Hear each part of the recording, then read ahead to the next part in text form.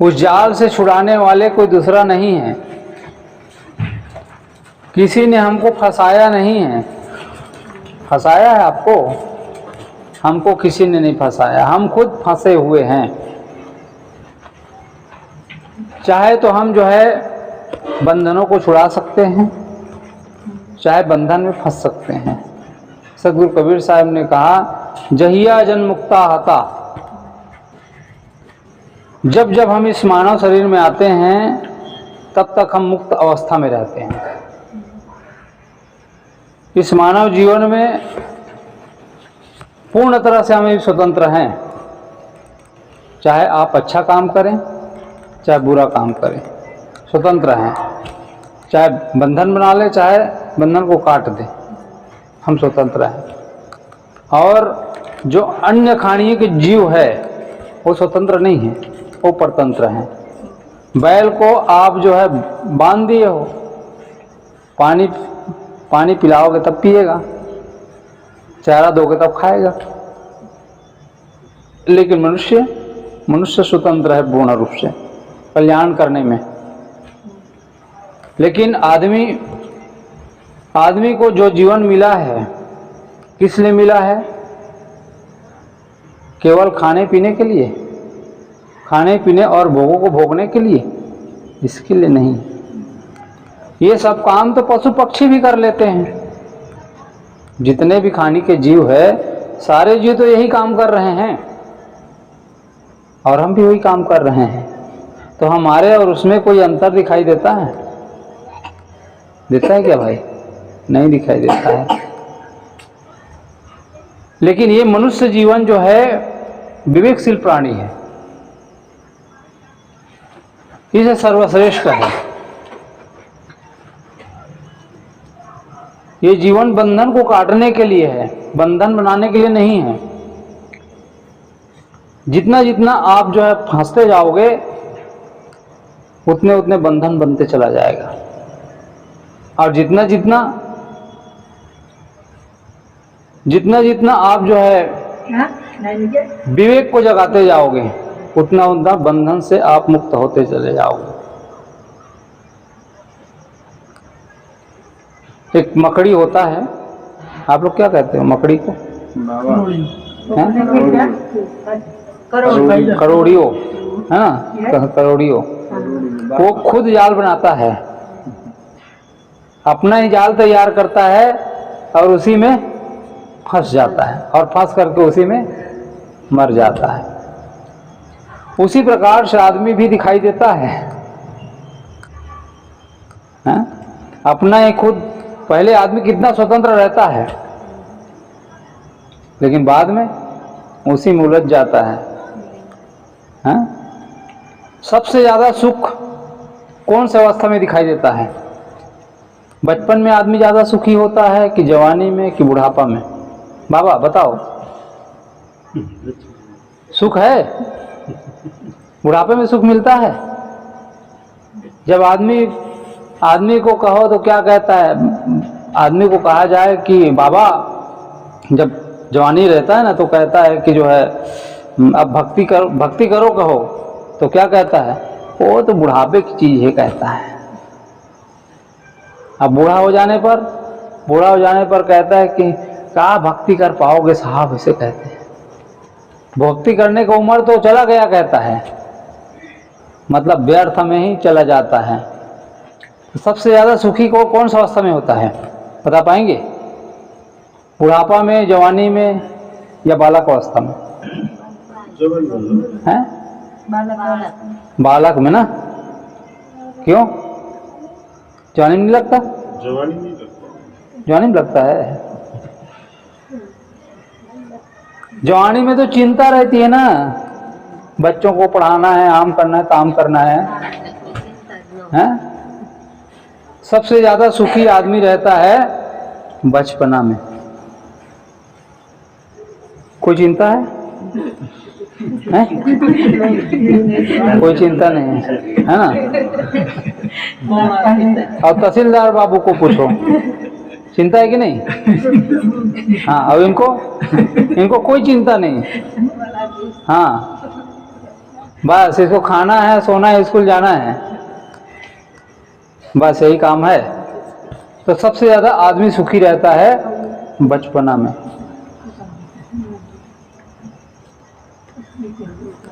और बुढ़ापा, आदमी सोचता है कि जो है जवानी में सुख मिलेगा, लेकिन जवानी में सुख नहीं है। जो बचपना में सुख है ना, वो जवानी में नहीं है।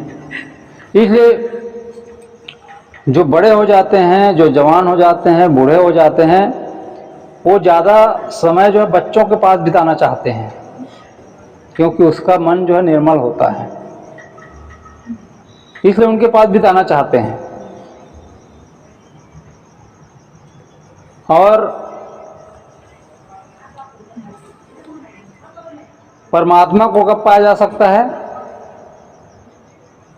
जब हमारा मन निर्मल हो। निर्मल मन जन सो मोहि पावा, मोहि कपट छल छिद्र न भावा। बच्चे के अंदर कोई कपट नहीं रहता, कोई बुरी भावना नहीं रहती। और जवान को पूछो तो जवान रख लेता है, लेकिन बच्चे कभी नहीं रखते। निर्मल मन जन सो मोहि पावा, मोहि कपट छल छिद्र न भावा। वही मेरे को प्राप्त कर सकता है।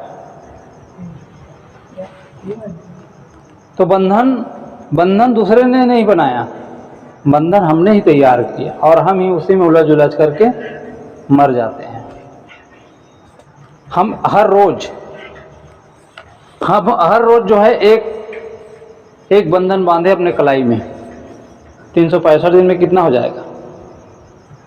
शरीर भर में 365 दिन में 365 हो जाएगा। उसी प्रकार से जितना दिन जीते हैं हम बंधन ही तो बना रहे हैं। छोड़ने का काम कर रहे हैं क्या? छोड़ने का काम नहीं कर रहे हैं, केवल बनाने का ही काम कर रहे हैं। महात्मा बुद्ध जा रहे थे रास्ते।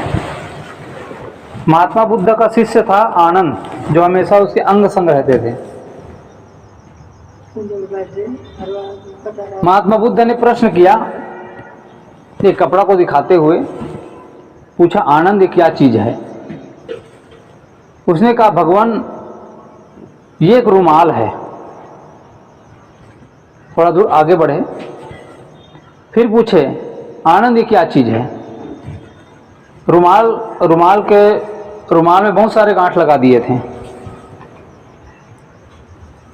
तो उसने कहा, भगवान ये रुमाल है और इसमें बहुत सारी गांठ लगी हुई है। फिर आगे गए, फिर प्रश्न किया, ये बताइए ये गांठ कैसे खुलेगा? ये जो गांठ है, ये गांठ कैसे खुलेगा? अब हम आप लोगों से पूछ रहे हैं, गांठ कैसे खुलेगा? कैसे खुलेगा बहन, बताएंगे?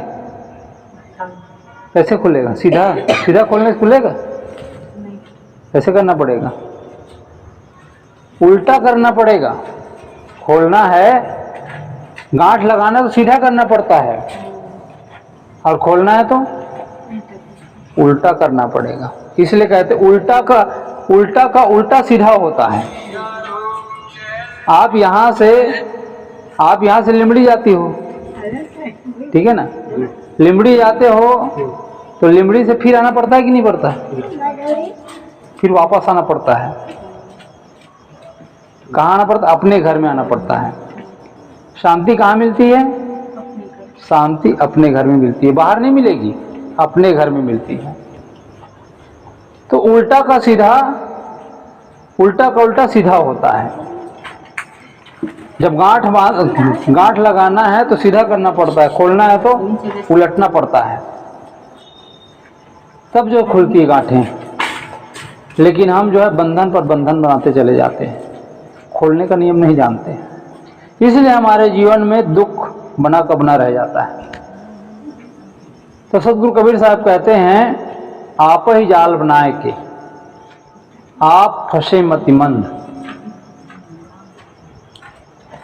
जो मतिमंद बुद्धि को होते हैं, जो कमजोर बुद्धि के होते हैं, दुर्बल मन के होते हैं, वो जो फंस जाते हैं उसमें।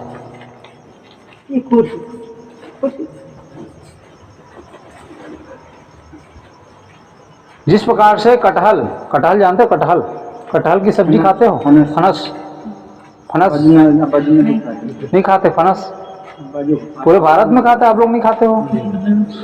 फनस, फनस को जब सुधारना होता है, अनानास नहीं, इतना बड़ा होता है, हाँ, उसकी यदि सब्जी बनानी हो, सब्जी बनानी हो तो चक्कू से काटेंगे ना तो आप नहीं कर पाओगे, सुधार नहीं पाओगे। उसमें क्या लगाना पड़ता है? तेल लगाना पड़ता है। तेल लगाओगे तभी आप जो है उसको सुधार पाओगे सब्जी के लिए। अब तेल नहीं लगा पाए तो, तेल नहीं लगाएंगे तो आप नहीं खा पाओगे, बना नहीं पाओगे सब्जी। उसी प्रकार से वह तेल है विवेक। विवेक यदि हमारे पास नहीं होगा, विवेक नहीं जगेगा तो हमारे जीवन से दुख नहीं मिट सकता है। दुख ज्यों को त्यों बना रह जाएगा। और हर आदमी चाह रहा है ना सुख, मिटाना चाहता है दुख को। इसलिए कबीर साहब कहते हैं कि करहु विवेक जो सब दुख जाई। विवेक करने से ही सारे दुखों का अंत होता है। कहते हैं कि एक बार पति और पत्नी आपस में दोनों में बढ़िया प्रेम था, कभी झगड़ते नहीं थे। लेकिन जो पड़ोसी होती है ना, पड़ोसी लोग होते हैं, वो देखते हैं कि बगल वाले अच्छा चल रहे हैं। पड़ोसी तो आग लगाने वाले होते हैं ना। पड़ोसी पड़ोसी क्या करता है, कहीं भजन आता है ना, वो तो जो है जला के चला जाएगा कहते हैं, हाँ? तो पड़ोसी जो है जलाने का काम करते हैं। तो उसने कहा कि तुम्हारे पति ऐसे हैं, फिर कहे कि तुम्हारी पत्नी ऐसी है। अब दोनों को लड़ा दिए आपस में। अब जब दोनों को लड़ा दिए फिर होता क्या है, जब लड़ाई शुरू हो गई दोनों में आपस में, पति ने पति को, पत्नी को कहा, पत्नी ने पति को कहा, बात बढ़ गई। बात बढ़ते बढ़ते ऐसी बढ़ गई, पत्नी कह देती है जानवर कहीं का। किसको? पति को, जानवर कहीं का। अब तो जो है पति ने सोचा यहाँ रहना ठीक नहीं है, यदि यहाँ रहूंगा ना और डंडा उठा लिया और कोई मर गई तो सेंट्रल जेल जाना पड़ जाएगा मुझे। इसलिए वो जो है चला गया अपने मित्रों के पास, 1-2 घंटा उनके पास रहे मित्रों के साथ। इधर पत्नी सोचती है कि मैंने जो है बहुत गलत किया, मुझे ऐसा नहीं कहना चाहिए था, मैंने अपने पति को जानवर कहीं का कह दिया। वो भी अपने आप को बहुत जो है कोसती है भीतर भीतर, और सोचती है कि जो है मेरे पति आएंगे, मैं माफ़ी मांग लूँगा। जब आए तो माफ़ी मांगने लगी, मैंने आपको जानवर कहीं का कह दिया, मेरे से बहुत बड़ी गलती हो गई, माफ़ कर दीजिए कहता है। उसने कहा तुमने ठीक ही तो कहा, जानवर कहीं का कहा तो ठीक ही तो कहा, कोई गलत तो कहा नहीं। तो और जो है शर्मिंदगी से जो है भर गई पत्नी। पति ने कहा तुमने ठीक ही कहा। कैसे? तब उसने बताया, देखो जब हमारी शादी हुई थी, हमारी शादी हुई थी, तो पंडित जी से के साक्ष्य में कहा था कि आज से तुम इसकी जान हो और ये तुम्हारे वर हैं, और दोनों को मिला दो, क्या हो जाता है? जान धन वर बराबर जानवर। और जानवर के कितने पैर होते हैं? 4 पैर होते हैं ना। गाय के कितने पैर होते हैं? 4 पैर। पत्नी के 2 पैर और पति के 2 पैर, 4 हो गए ना। पक्का जानवर बन गए ना, हैं? मतलब जो शब्द है, जो अर्थ है, उस अर्थ का जब हम सार्थक अर्थ दे देते हैं ना, सार्थक अर्थ दे देते हैं, तो वो हमारे जीवन के लिए काम आता है। और उस अर्थ का हम अनर्थ कर दे तो वही तो झगड़ा है, वही तो लड़ाई है, वही दुख है।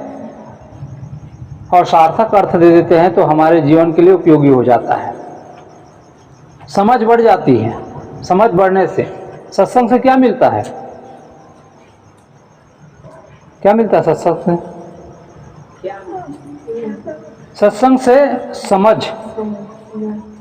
समझ यदि हमारे पास नहीं है तो आप कितनों सुनो, सत्संग काम करेगा? एक कान से सुनो, दूसरे कान से निकल जाएगा।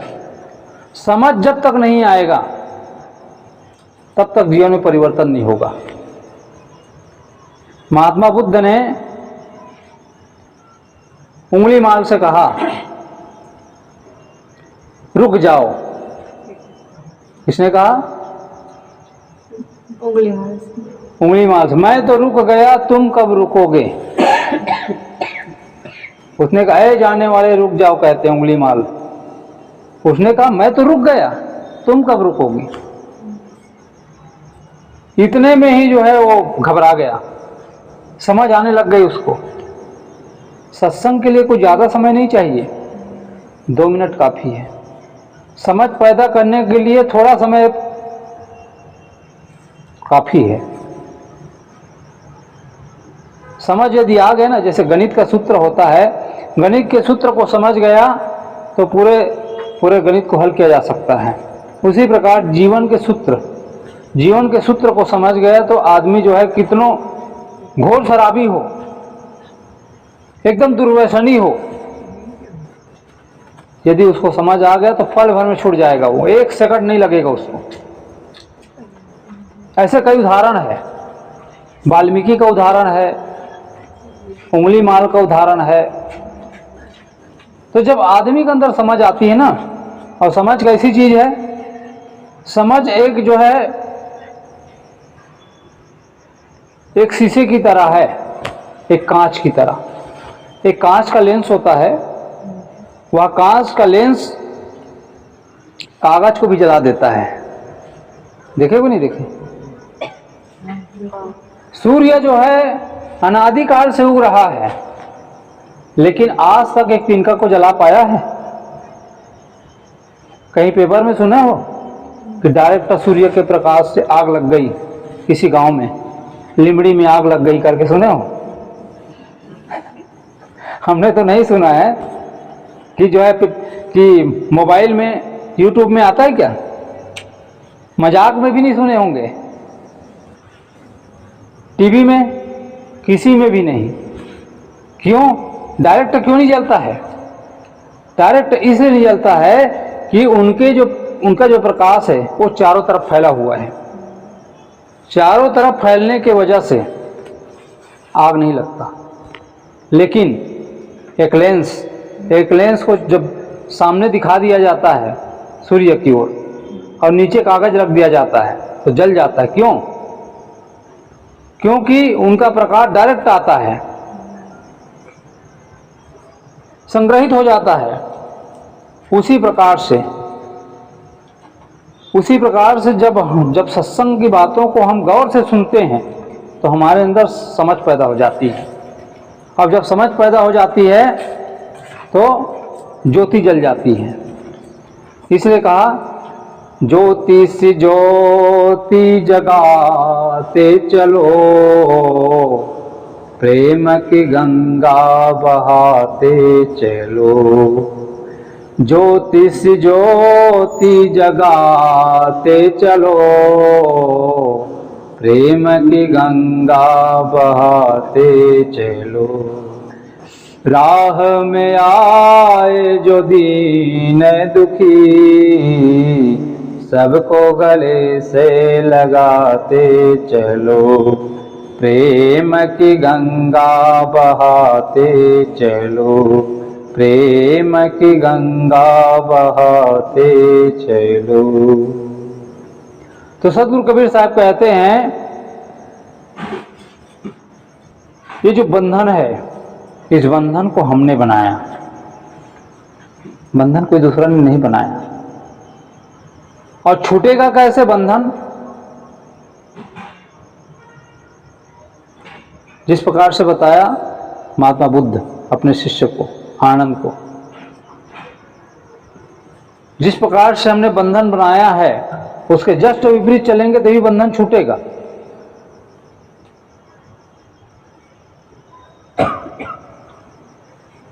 कहते हैं कि एक बार एक घनघोर जंगल था,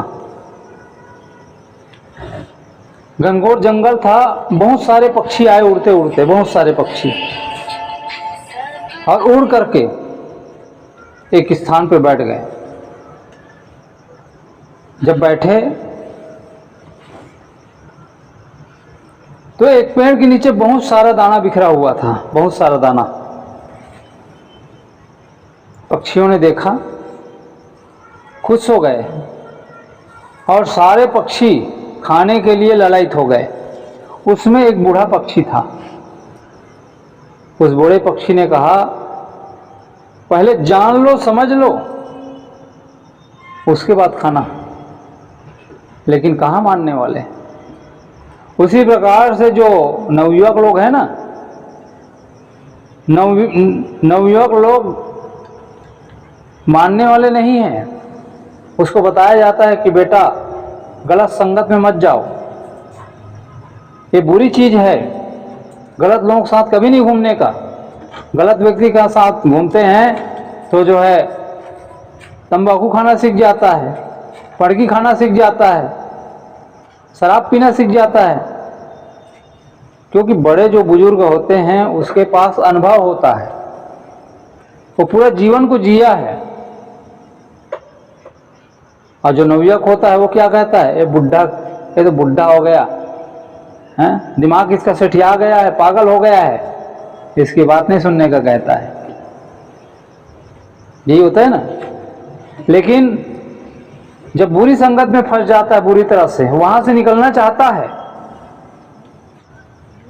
निकलने की कोशिश करता है, लेकिन ऐसी लत पड़ जाती है कि आदमी बाहर नहीं निकल पाता। एक बार क्या हुआ, पूरे विश्व के केकड़ा, केकड़ा को क्या कहते हैं इधर, केकड़ा होता है ना, हाँ, पूरे विश्व का केकड़ा का प्रतियोगिता हुआ। उसमें सारे केकड़ों को डाल दिया, अलग अलग देश का, सारे केकड़े बाहर निकलना चाहता था। जो बाहर निकल गया वो जो है चैंपियन बन गया, चैंपियन बन जाएगा। तो सारे केकड़े जो है अमेरिका का, इंग्लैंड का, जापान का, सबका, सारे केकड़ा बाहर निकलने की कोशिश करता। लेकिन भारत का केकड़ा पैर खींचने में आगे हो गया, फर्स्ट आ गया, वही जीत गया, चैंपियन बन गया। उसी प्रकार से जो है, जो आदमी निकलना चाहता है ना, उसका टांग खींचने के लिए तैयार रहते हैं लोग। जो है ये किसी प्रकार से फंस जाए, ऐसा सोचता है आदमी। तो जंगल था, उस जंगल में बहुत सारे पक्षी आए, दाना चुगने के लिए तैयार थे। एक बूढ़ा पक्षी था, बूढ़ा पक्षी ने कहा कि जो है पहले जान लो, समझ लो, उसके बाद दाना जो है चुगना। सारे पक्षी जो है उनको मजाक उड़ाने लगे, ये पागल हो गया, इसकी बुद्धि नाश हो गई, ये जो है बूढ़ा हो चुका है, इसकी बात कोई नहीं सुनेगा, ऐसे करके सभी लोग जा करके दाना चुगने लग गए। सारे पक्षी फंस गए जाल में। अब इतने घनघोर जंगल, कौन आएगा उसको बचाने के लिए? सारे पक्षी जो है गिड़गिड़ाने लगे, रोने लगे और कहने लगे कि जो है हमें बचा लो, बचा लो। कौन आए बचाने के लिए? बूढ़ा पक्षी था। फिर बूढ़ा पक्षी से निवेदन करता है, कहता है कि हमने आपको पागल कहा, मूर्ख कहा, बेवकूफ़ कहा, नाना प्रकार की गाली दिया आपको, हमको माफ़ कर दीजिए कहता है, आप ही हमको बचा सकते हैं, आप ही निकाल सकते हैं ऐसे करके। उसने कहा ठीक है, हम आपको निकाल देंगे, हमारी बात ध्यान से सुनो कहते हैं। पहली बात तो ये है कि जितने पक्षी हैं सारे पक्षी जो है फंस चुके थे, सबके पैर में बन चुका था। अब कैसे छुड़ाया जाए? सारे जो पक्षी थे एक दूसरे के चोंच से पहले काटो कहते हैं, दूसरा ही दूसरे को काटेगा तभी बंधन से छूटेगा। उसी प्रकार से एक दूसरे का पैर जो काटे, रस्सी जो फंसा हुआ था काट दिए। उसके बाद कहे कि जो है एक श्वास भरो, जाल में बन चुका था, सारे पक्षी एक श्वास भरो और इस जाल को उठा करके जो है आकाश की ओर ले जाओ कहते हैं। आकाश की ओर ले गया और आकाश में जब उड़े तो नीचे से फिर सब पक्षी निकल गए। उसी प्रकार से आप भी बंधन से छूट सकते हैं। हमारे अंदर जो बुराइयां हैं ना, उन बुराइयों से भी हम संकल्प ले लें। कोई व्यक्ति पड़की खाता है, आज से मैं पड़की नहीं खाऊंगा, संकल्प ले ले, वो बंधन से छूट जाएगा। बंधन क्या है? मोक्ष क्या है? मोक्ष मतलब मोह का क्षय, बंधन का त्याग ही मोक्ष है। कोई व्यक्ति शराब पीता है, संकल्प ले ले, छूट जाएगा। यही बंधन है। कुछ बंधन ऐसे हैं जो दिखाई नहीं देता है। बिन रसरी कर सकलो बंधा तासो बंधा अलेख, दिन ना दर्पण हस्त में चश्म बिना क्या देख। कई ऐसे बंधन, मान्यताओं का बंधन, जाति का पाति का मान्यताओं का बंधन, इनमें हम बंधे हुए हैं। इसी कारण से मैं का बोध नहीं होता है। इसी कारण से आदमी अपने को नहीं जान पाता है। जिंदा तो है, जीवन तो जी रहा है, लेकिन अपने को नहीं जान पाता है। जब तक हमारे अंदर जो जाति की जो भावना है ना, ये भी बहुत खतरनाक है। जाति का, रूप का, पद का, यौवन का, ये जब तक रहता है अपने आप से भूला रहता है। कहते हैं कि एक व्यक्ति था, वो व्यक्ति जब रात को सोता और सारे कपड़े को जब रखते ना, चप्पल को चप्पल की जगह रखता, जूता अलग रखता, चश्मा अलग रखता, टोपी अलग रखता, मोजा अलग रखता, फुल पैंट कमीज सब अलग अलग जगह रखते। लेकिन जब सो करके उठते तो भूल जाता वो। खूब ढूंढता था वो, मिलता नहीं, बहुत हैरान रहता। एक दिन क्या हुआ, एक दिन एक चर्च में गया। चर्च में गया तो सुन रखा था वो पादरी ने भी कि ये व्यक्ति, अमुक व्यक्ति सब कुछ भूल जाता है। उससे मुलाकात हो गई तो उसने कहा कि मैंने सुना है कि आप जो है सब कुछ भूल जाया करते हैं। तो उसने सलाह दिया। क्या सलाह दिया? उसने सलाह ये दिया कि जो है जब आप सोते हैं, सोने के पहले एक कागज और पेन में लिख लिया करें कि चश्मा कहाँ रखा हूँ, टोपी कहाँ रखा हूँ, जूता कहाँ रखा हूँ, सबको अलग अलग लिख लिया करें, अमुक अमुक जगह रखा हूँ। और जब सो करके उठोगे तो आसानी होगी खोजने में। बहुत अच्छा लगा उसको, उसकी बात, सलाह जो है, एडवाइस जो है, वैसे ही किया। महीना दिन तक तो बढ़िया चला। एक दिन क्या हुआ, सब कुछ को लिखा उन्होंने, सब कुछ लिख लिया, टोपी अमुक जगह, कमीज अमुक जगह, शर्ट अमुक जगह, जूता ये वो सब लिख लिया और सो गया। जब सो के उठा, जब कापी निकाला कापी निकाला तो देखता है टोपी यहाँ पर है, चश्मा यहाँ पर है, जूता यहाँ पर है, सब कुछ है, लेकिन उसमें लिखना ये भूल गया था कि मैं कहाँ हूँ। उस जगह का नाम भूल गया था, उस जगह को लिखना भूल गया था, और मैं कौन हूँ, मेरा नाम क्या है, उसको लिखना भूल गया था, क्योंकि भूलन लाल था वो। अब जब सो करके उठे तो केवल अंडरवेयर पहना हुआ था वो, और वो सोच में पड़ गया, और सोच में पड़ करके वही सोचता रहा कि अभी मैं कहाँ हूँ और मेरा नाम क्या है।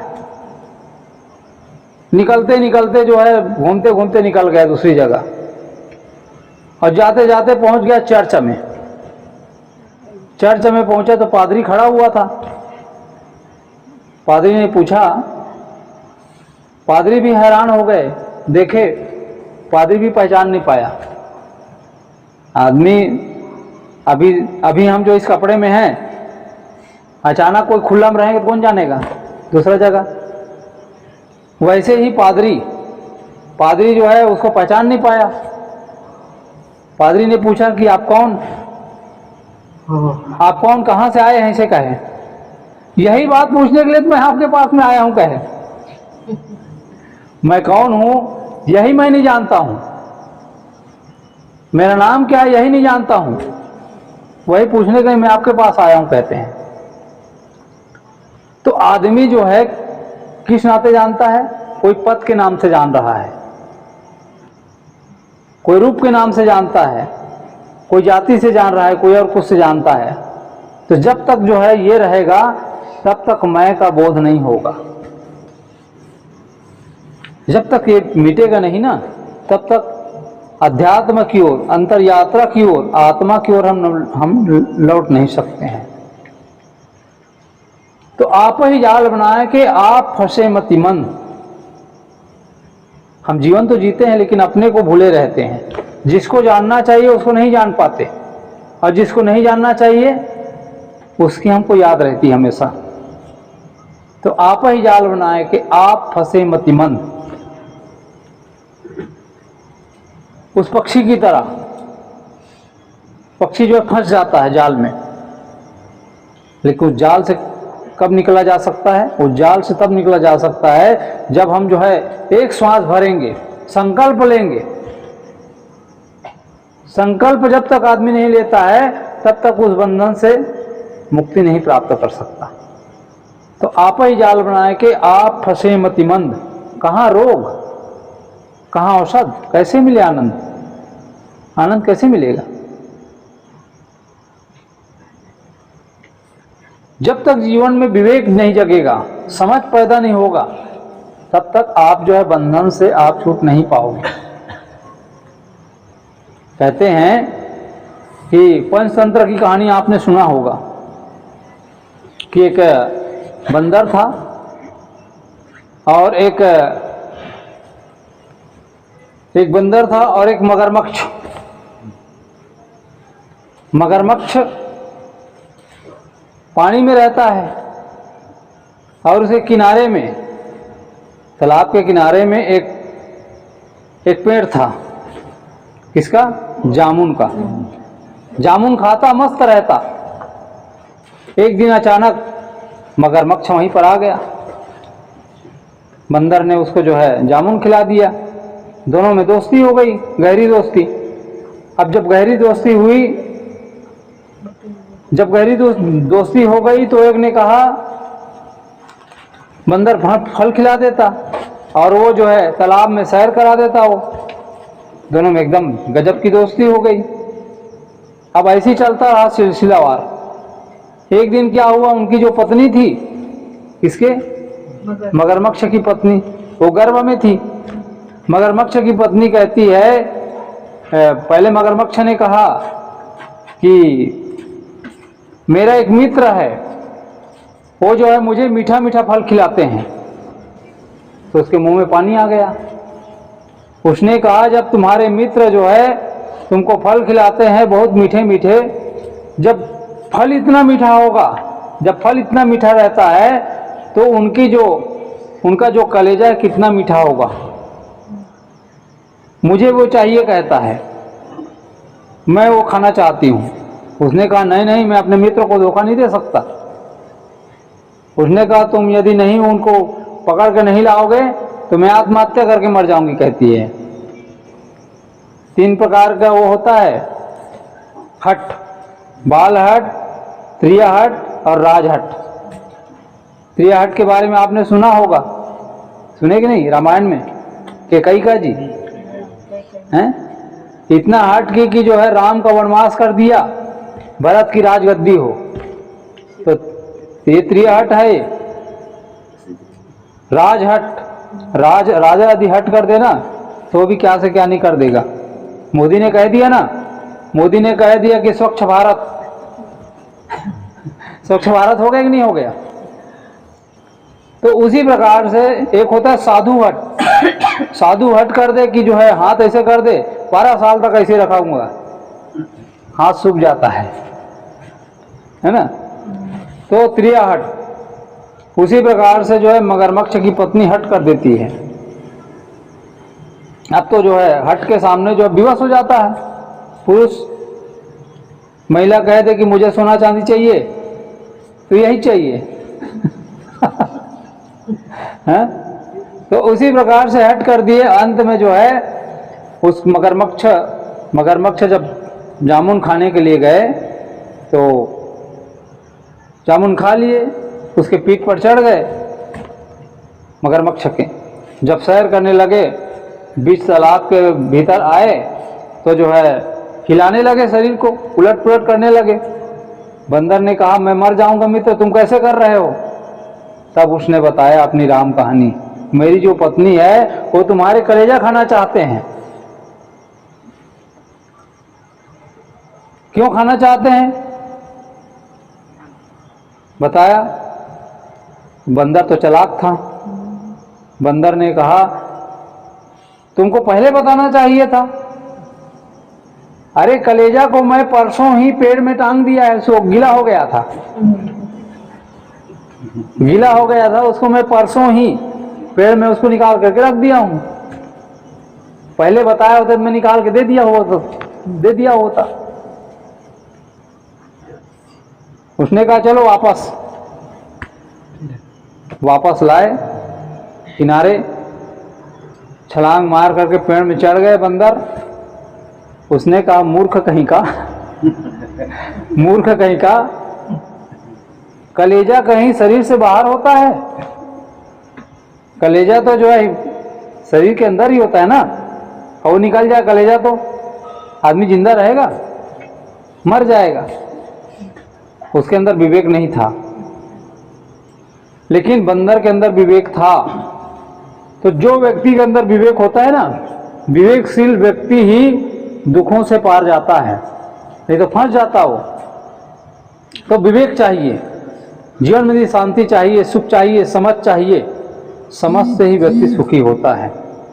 इसलिए जीवन अच्छा बनाना है, बंधनों से भी पार जाना है, तो विवेक को जगाना पड़ेगा।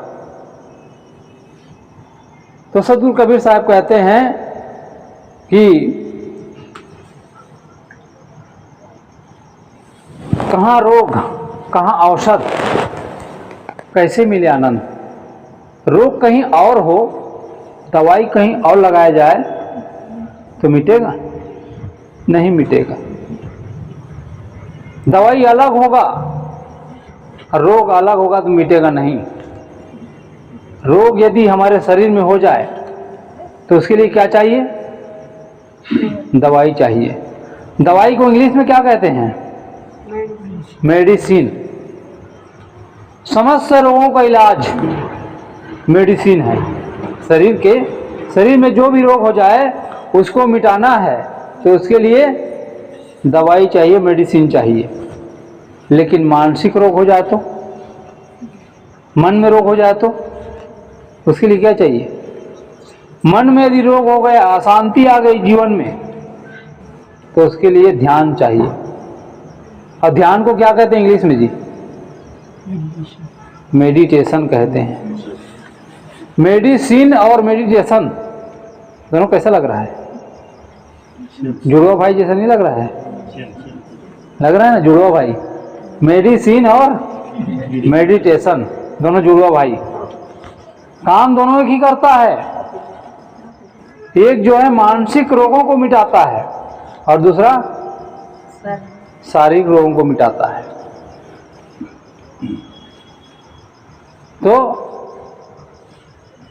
मानसिक, समस्त मानसिक रोगों का इलाज ध्यान है। इसलिए विदेशों में जब काम करने के लिए जाते हैं ना, कंपनी में, कारखाना में, तो पहले उसको 15 मिनट, आधा घंटा ध्यान कराया जाता है, ताकि उनके मन जो है, मनोमस्तिष्क अच्छा रहे, मन एकाग्र होता है। जब तक मन एकाग्र नहीं होगा तब तक आपके जीवन में शांति नहीं मिलेगी, आनंद की प्राप्ति नहीं होगी। आनंद तो उसी से मिलेगा ना। आप यहाँ बढ़िया से शांति से बैठे हुए हैं, ठीक है, आप यहाँ से शांति से बैठे हुए हैं, कोई व्यक्ति आए और कह दे कि तुम्हारे बेटा को अमुक हो गया, अमुक चीज हो गया, शांति से बैठ पाओगे? क्यों? क्योंकि मन चंचल हो गया। अशांति का मूल कारण क्या है? अशांति का मूल कारण चंचलता है। अभी मन एकाग्र है।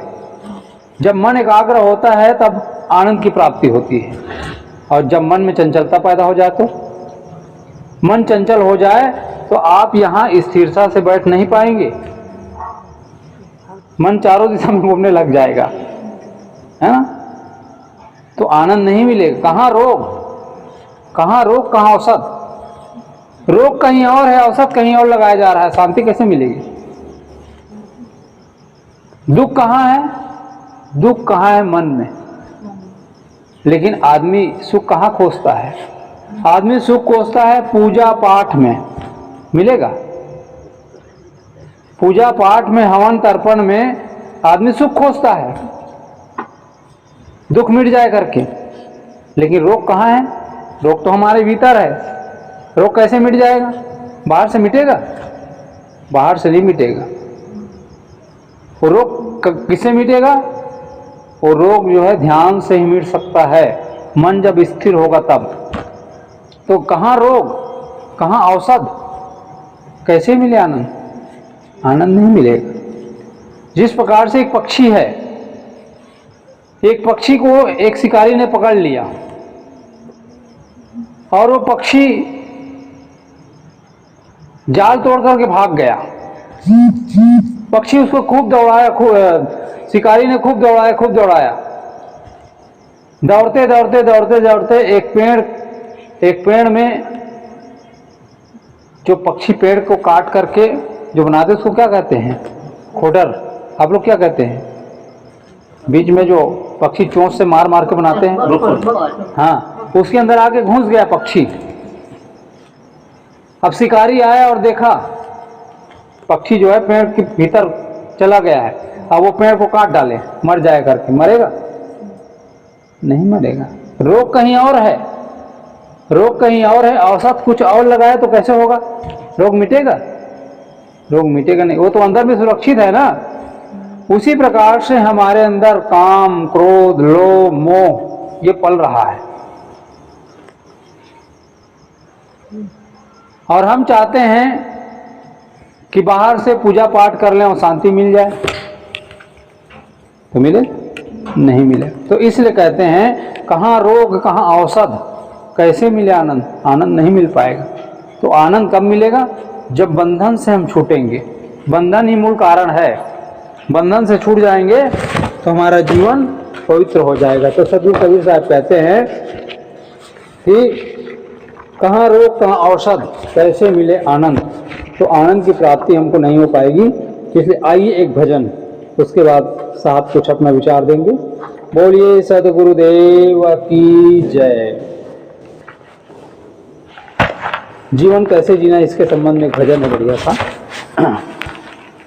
ऐसा अपना घर हो, ऐसा अपना घर हो, ऐसा अपना घर हो, ऐसा अपना घर हो। गुण सौरभ से रहे महकता, गुण सौरभ से रहे महकता, जहाँ जीवन शुभ कर हो। ऐसा अपना घर हो, ऐसा अपना घर हो।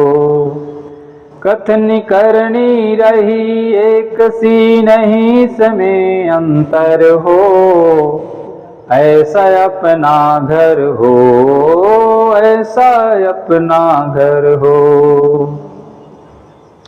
विनय विवेक की नींव हो जिसमें प्रेम प्यार की छत हो, रहे मधुर व्यवहार सभी से वचनामय अमृत हो। सहनशीलता का हो आंगन, सहनशीलता का हो आंगन, कटुता का न जहर हो, ऐसा अपना घर हो, ऐसा अपना घर हो। ऐसा अपना घर हो, ऐसा अपना घर हो। उस घर में मजबूत बने विश्वास की सब दीवारें, कठिन घड़ी में बन जाएं सब एक दूजे के सहारे। उस घर में मजबूत बने विश्वास की सब दीवारें, कठिन घड़ी में बन जाएं सब एक दूजे के सहारे। खिड़की हो अनुशासन की तो, खिड़की हो अनुशासन की तो विघटन का न असर हो, ऐसा अपना घर हो, ऐसा अपना घर हो। ऐसा अपना घर हो, ऐसा अपना घर हो। गुण सौरभ से रहे महकता, गुण सौरभ से रहे महकता जहाँ जीवन शुभ कर हो, ऐसा अपना घर हो, ऐसा अपना घर हो। आदमी को कैसे रहना चाहिए आगे बताते हैं। मर्यादा की चार दीवारें सब कुछ मर्यादित हो, मर्यादा की चार दीवारें सब कुछ मर्यादित हो। सादा जीवन उच्च विचारों से सब ही प्रमुदित हो, बड़े जनों का हो आदर और, बड़े जनों का हो आदर और छोटों पर भी मेहर हो, ऐसा अपना घर हो, ऐसा अपना घर हो।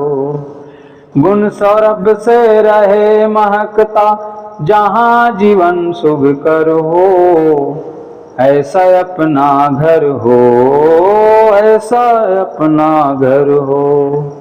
सेवा और सहयोग कहो जिसमें दरवाजा सुंदर, सेवा और सहयोग कहो जिसमें दरवाजा सुंदर। चित्र नहीं चारित्र की पूजा है जिस घर के अंदर, धर्म के सन्मुख रहे सदा सब, धर्म के सन्मुख रहे सदा सब, पापों से जहाँ डर हो, ऐसा अपना घर हो, ऐसा अपना घर हो। गुण सौरभ से रहे महकता जहाँ जीवन शुभ कर हो, ऐसा अपना घर हो, ऐसा अपना घर हो। स्वच्छ आचरण की हो, स्वच्छ आचरण की हो बहारें, ज्ञान प्रकाश हो पूरा। मोक्ष लक्ष्य की सीढ़ी हो तो काम रहे न अधूरा। गौतम से प्रभु फरमाते हैं, गौतम से प्रभु फरमाते हैं, अब तो शाश्वत घर हो, ऐसा अपना घर हो, ऐसा अपना घर हो। गुण सौरभ से रहे महकता जहाँ जीवन शुभ कर हो, ऐसा अपना घर हो, ऐसा अपना घर हो, ऐसा अपना घर हो, ऐसा अपना घर हो। बोलिए सद्गुरुदेव की जय। तो बंधनों से छूटकर हमें अपने घर की ओर जाना है। किस प्रकार से आना है भजन के माध्यम से भी समझाने का प्रयास किया। बोलिए सद्गुरुदेव की।